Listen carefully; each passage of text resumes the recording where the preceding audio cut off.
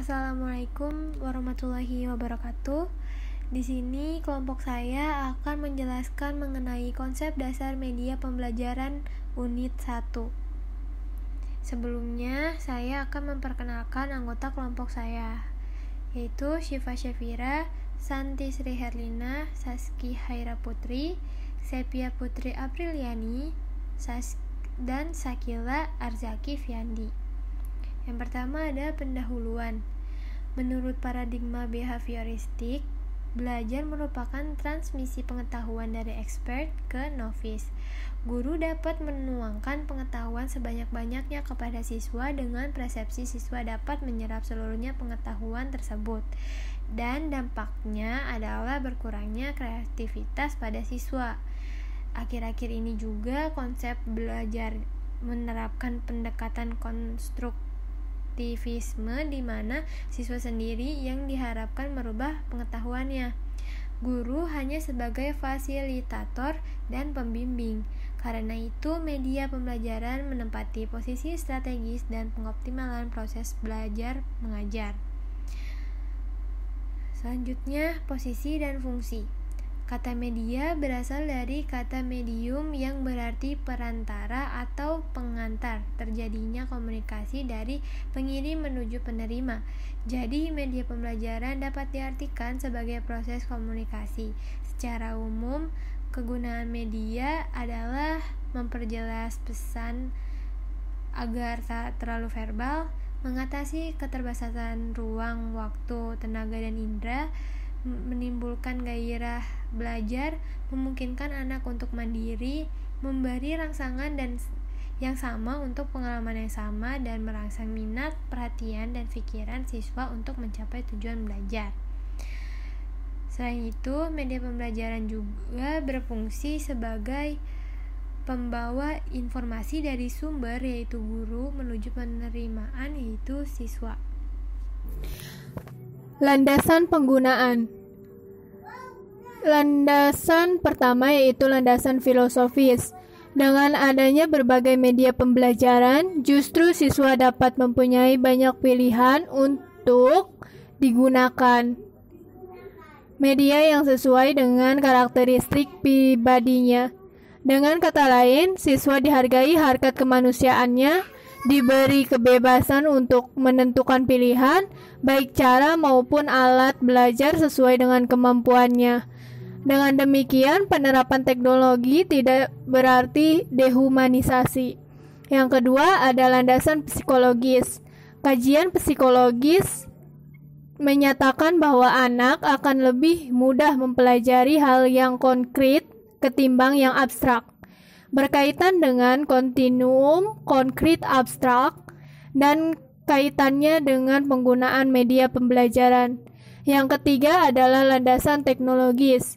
Teknologi pembelajaran merupakan kompleks dan terpadu yang melibatkan orang, prosedur,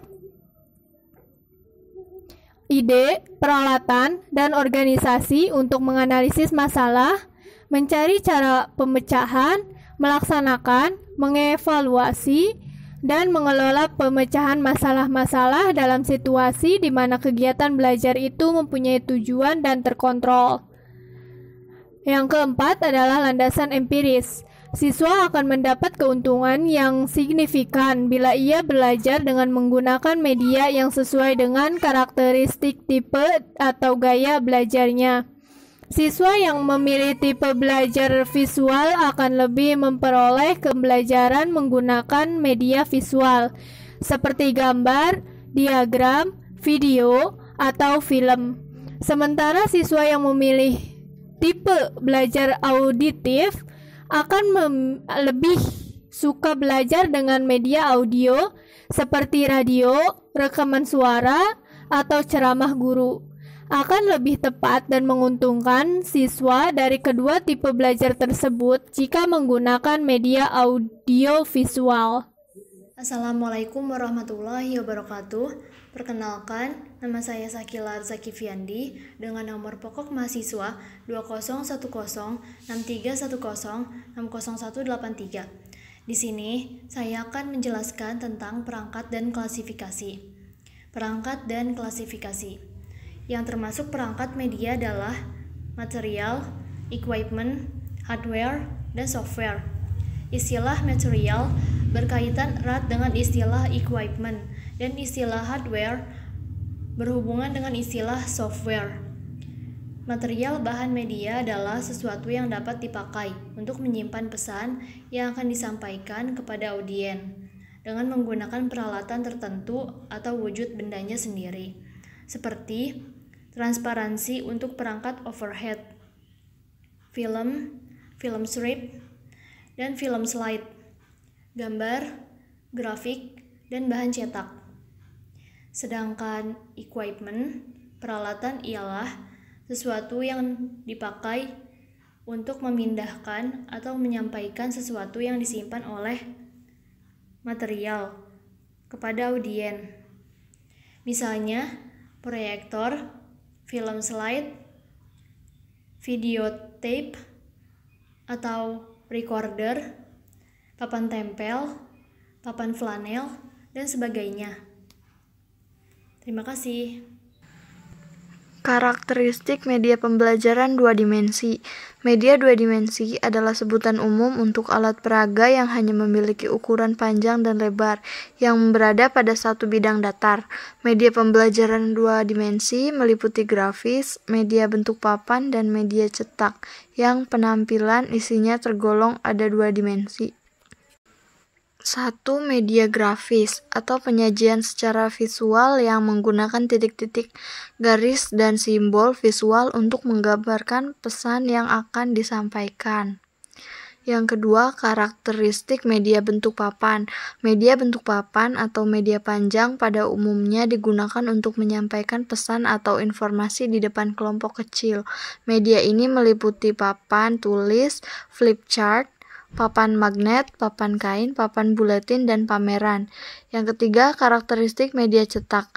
Media cetak yang murah dan banyak jumlahnya serta tersebar pada seluruh wilayah menjadi dambaan semua orang. Fungsinya tidak kalah dengan radio dan televisi.